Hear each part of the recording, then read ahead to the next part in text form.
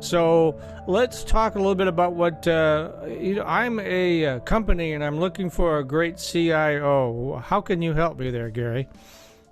Well, thank you for setting that up. Well, Executive Search Partners does senior level IT searches nationwide. We've been recognized by Forbes as one of the top executive recruiting companies in the United States. Probably the reason that we're good at our job is all of the senior partners are former chief information officers. We understand what the job is all about. We know how to screen people. We know how to find people. We know how to screen people. We know how to figure out whether it's a good fit for them. And we now know how to work through the process. All right, and what are some of the tips that you can offer for employers? I mean, obviously reaching out to you, but what do they need to provide you to help you do your job? Well, it's interesting. A lot of times, the chief information officer is also could be considered the chief transformation officer, because every company today is, if you want to stretch the analogy, is a computer company that does something else. You don't run a company without having really good, robust, integrated computer systems. And technology keeps evolving and changing. The costs in some areas go down. So the first thing we would look for from a company is, have they really thought their way through what they're looking for in a chief information officer? You want somebody who's just there to reduce costs and is maybe going to report to, the chief financial officer. You want somebody who's going to help you transform your company, which we call digitization. And perhaps in that case, they report to the chief operating officer or the president of the company. So the first step for a company is, do you know what you're looking for? And if so, are you willing to put the resources behind whatever decision you've made in terms of both finding the right person and then supporting them once you've hired them? Gary, how has the role of the CIO changed in recent years? I know that it's sort of like the computer science curriculum at some universities. Some places it comes out of the mathematics department, some places it comes out of engineering. I mean, who does the CIO report to, and is that considered part of finance or something else now? I know it used to be considered part of finance usually. Well, if you go way back in history, which I do more than you do, is not much. The CIO was mainly the accounting guy. You automated your accounting processes, receivables and payables, and adding up all the general ledger stuff so you could produce reports.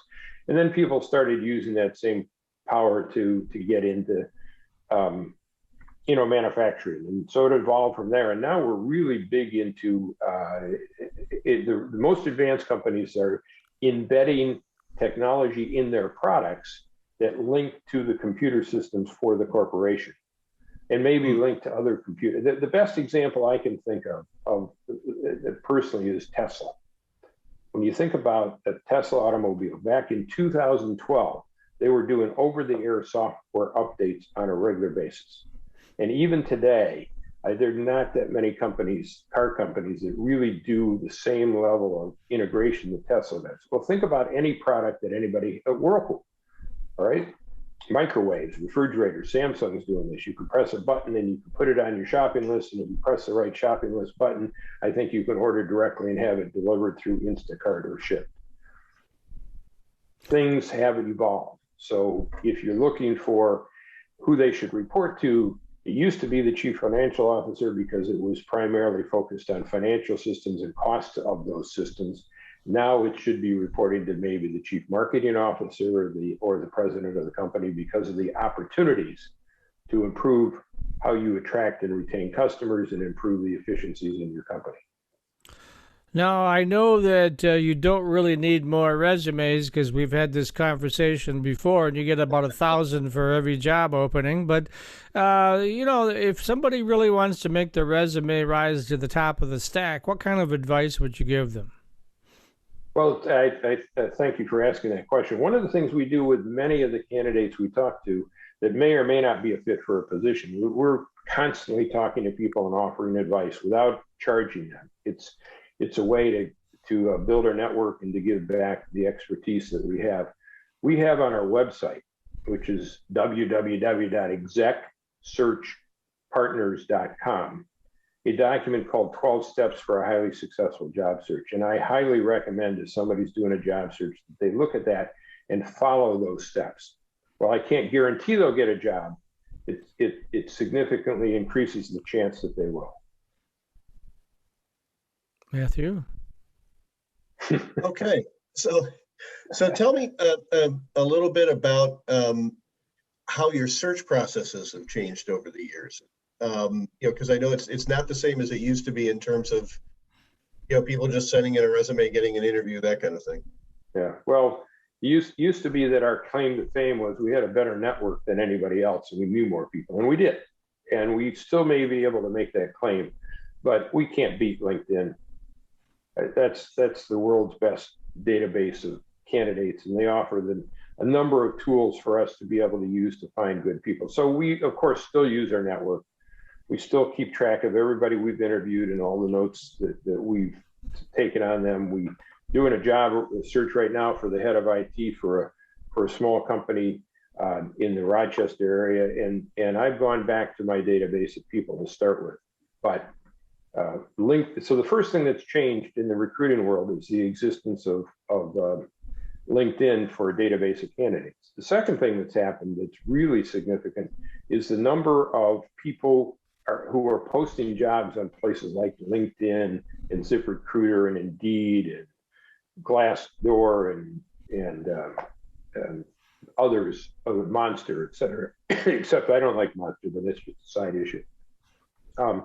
And so if you're looking for a job, you're going to be three ways for finding a job. One is online job postings, another is recruiters like us, and the third is your personal networking, and the electronic tools are all there to help you do that.